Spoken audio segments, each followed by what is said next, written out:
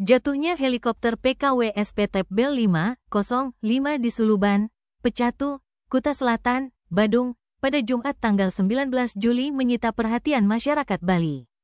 Direktorat Jenderal Perhubungan Udara pun mengkonfirmasi bahwa penyebab insiden tersebut adalah tali layangan.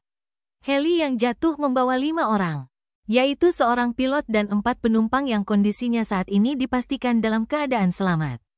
Menindaklanjuti kejadian itu, Inspektur Penerbangan dari Kantor Otoritas Bandar Udara Wilayah 4 sedang menuju lokasi kecelakaan.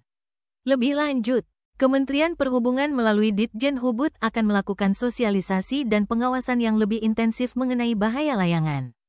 Mereka koordinasi dengan PJ Gubernur serta Kepala Daerah di wilayah Bali agar layangan tidak membahayakan keselamatan dan keamanan penerbangan.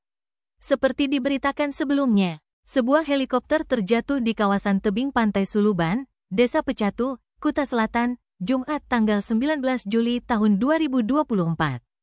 Berdasarkan video yang beredar di grup media sosial, terlihat helikopter berwarna putih telah berada di sebelah tebing.